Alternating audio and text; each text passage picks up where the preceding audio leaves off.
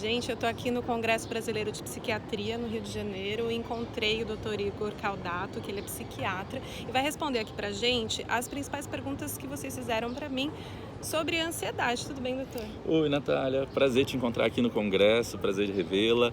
E vou fazer o possível aqui para responder todas as perguntas que você mandou aqui para a Natália, tá bom? A primeira pergunta de todas: eu estou me sentindo ansioso. O que eu posso fazer? Olha, se você está se sentindo ansioso, eu acredito que essa pergunta deva vir porque você está sofrendo devido a essa ansiedade, que ela já deve estar excessiva, porque a ansiedade é algo normal a todos nós, mas se ela está te incomodando, é porque ela já deve estar passando do limite. Geralmente a gente percebe que ela passou do limite em duas situações. Quando você começa a ter muito sintoma físico, tem gente que começa a ter tremores, falta de ar, palpitação, né, taquicardia.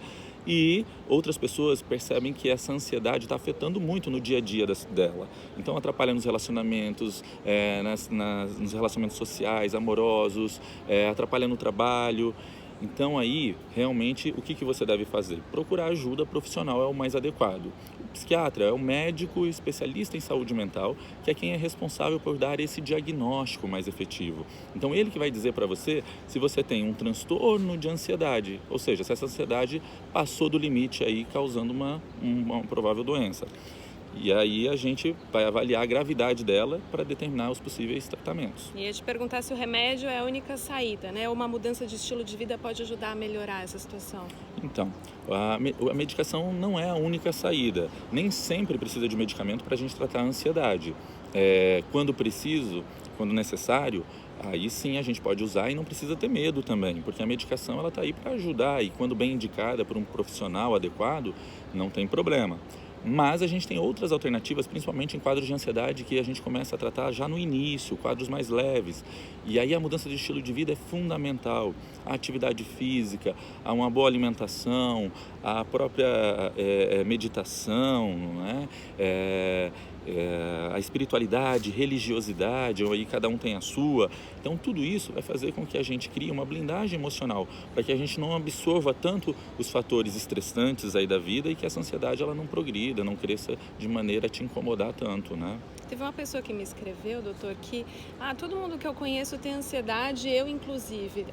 Esse é um mal desse momento, assim? Tá todo mundo ansioso mesmo? A gente tem visto que os números, né, dos transtornos de ansiedade, doença patológica, ela tem aumentado muito. O Brasil, por exemplo, ele está no ranking aí, em primeiro lugar, na América Latina, dos transtornos de ansiedade. Então, é algo que a gente realmente tem visto muito comumente. E a gente vive numa sociedade que cada vez a gente é cobrado mais, né? Então a gente tem corrido muito, a vida tem atropelado muito a gente, então são muitas preocupações, a gente se cobra muito também, querendo ser perfeito em tudo, e perfeição não existe, então realmente a ansiedade está crescendo muito. A única coisa que a gente tem que ter cuidado é porque a gente pode sentir ansiedade e ela pode até ser do bem. De repente você vai fazer uma palestra, por exemplo, ou você vai apresentar alguma coisa no seu trabalho, provavelmente você vai ficar mais ansioso e vai se preparar melhor. Então isso é uma ansiedade até do bem. Agora, se apresentar aquelas situações, como eu falei, de sintomas físicos, atrapalhar seu dia a dia, aí não. Mas tem muita gente que fica postergando, né? Eu tô num momento assim ruim no trabalho, isso aqui tá acontecendo, eu tô estressada por isso, e aí nunca vai procurar o médico. Procurar tarde demais, pode ser ruim? Pode ser ruim, sempre que a gente vai postergando, muito provavelmente o quadro ele vai evoluindo. Então, às vezes, uma ansiedade que era leve, que a gente nem precisaria de medicação, por exemplo, para tratar, pode ser que se desenvolva aí, que cresça e acabe se tornando, por exemplo, uma síndrome do pânico, né? Algo que gere um desconforto ainda maior. Então, buscar ajuda logo no início é sempre uma boa opção, né? A melhor opção, a gente sempre recomenda que faça isso, né? E se não for tratada, a ansiedade pode virar depressão? Então, ansiedade e depressão caminham lado a lado. Existe um diagnóstico até em psiquiatria, Natália, que a gente chama de transtorno misto, ansioso e depressivo.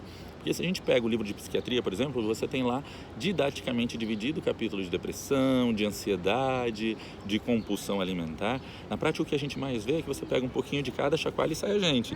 Então, é muito comum as doenças caminharem lado a lado. Então, se um paciente tem um transtorno de ansiedade e ele não trata, isso vai gerando um desconforto tão grande que muitas vezes acaba levando ao desenvolvimento também aí paralelo de uma depressão. Tá, então para finalizar, qual que é a última mensagem que você passa para quem está assistindo a gente gente que está se sentindo ansioso?